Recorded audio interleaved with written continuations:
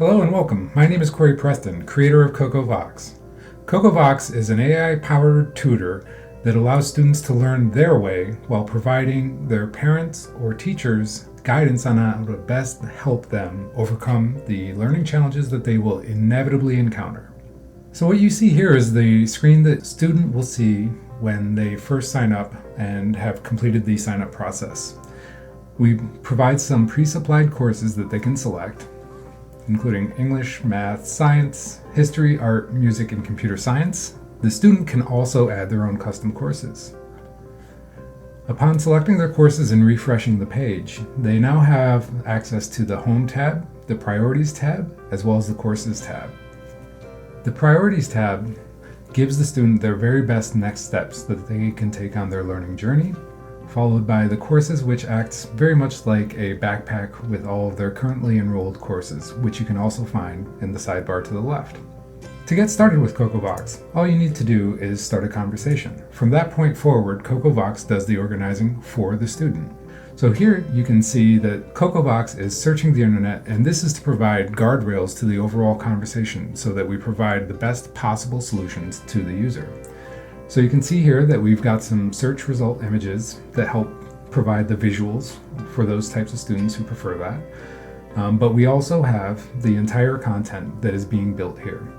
Now, what's going on behind the scenes is that we're taking this content and then we're building lesson content for the user, personalized to them. So as they're reading, and by the time they get done reading the first lesson or the first message, we will have created the lesson in the background, which will pop in at the very top of the page. So here you can see the lesson as it's created for the user. We start off with our lesson title, of course, prerequisites, a definition and an overview of the lesson, followed by 3 lesson steps. These 3 lesson steps are going to be ever present throughout whatever lesson is created for the user. When we expand the first step, we initiate what we call the learning loop, which is a repeatable process for each one of these steps that really allows the user to hone in on mastery of the concepts at play. We have a sub-lesson which initiates an additional message and part of the conversation as a part of this overall chat, all contained on this page. We have flashcards, we have a multiple choice quiz, and then once the user has completed those items, we unlock the final assessment, which is a word-style test, which prevents users from just clicking through and completing the module. So after we click Start Lesson, that's going to start creating a sub-lesson. So we'll go down to that below, and you can see here that we're creating that now sub-lesson, which is part of Step 1. Now, part of the fun that comes with Cocovox is that we allow the user to remix the tone of voice and change things to suit their learning preferences however they see fit. So we're going to click this remix button right here, and it's going to load in a few things. The first at the top is a 1-sentence summary of what this particular lesson is about. We also have some quick adjustments. These first 2 are always static, and then we load in some dynamic ones as well. And then my favorite part is the tone blending tool.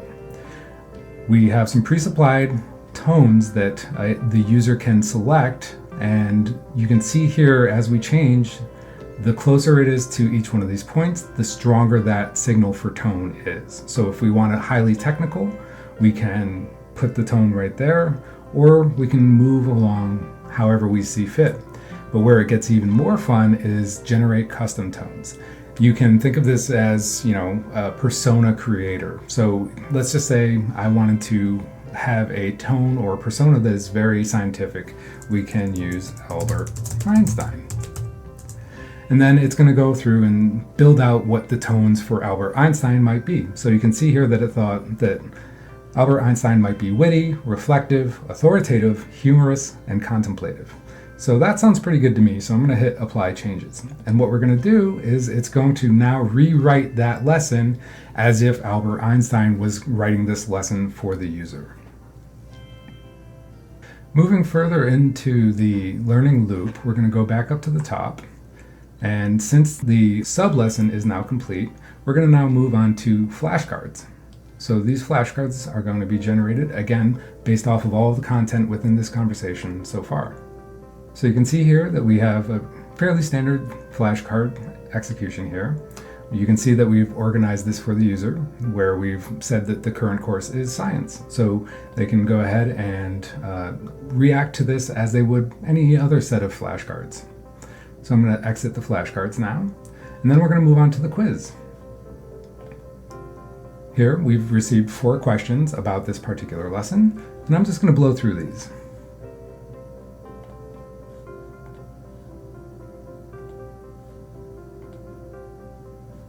And you can see that we're providing hints and explanations as we proceed.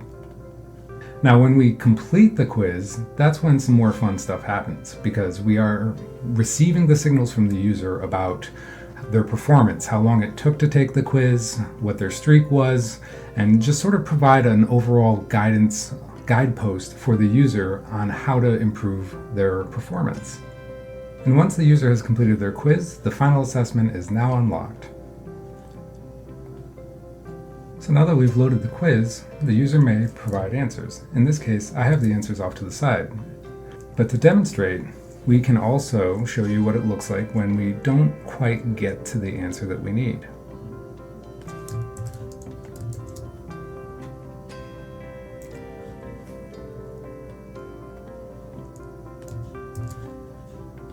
So now I'm just going to provide the complete answer. So we do provide those checks for the user, and those are dynamic.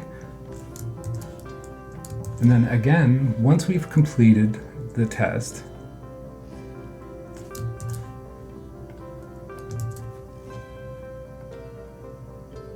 we provide the sort of summary of their performance, and as well as tips on how to improve their performance. And that same process repeats throughout. So they can go through and compile their lesson for the next step. They can do their flashcards for the next step, the quiz, the test, etc., etc. And this applies to all of their topics.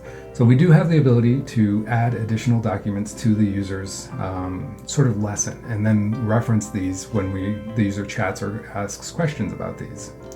One of the exciting parts of this is the creating of the study materials. So this acts like a note-taking app, but also it has all of the learning loop features available as well. So I'm just going to insert some text here. And now we have the ability to create all those same features that we had in the learning loop, but for this specific text, which makes it very flexible in terms of the user, so they can just put in pretty much whatever they want. So they can compile flashcards, a lesson, a quiz, or a test, or even convert to different template types. So we have quite a few different ones that all have different points and purposes, but we just basically allow the user to make those decisions themselves so that they can consume the content to their own personal liking. So this is built off of OpenWebUI, so there's all the features that come with OpenWebUI come with Cocovox, including sharing of chats and things along those lines. So this has been the preview for Cocovox for January 2025. We have a lot more on the roadmap and still more to come, and we will keep you in the loop as we continue.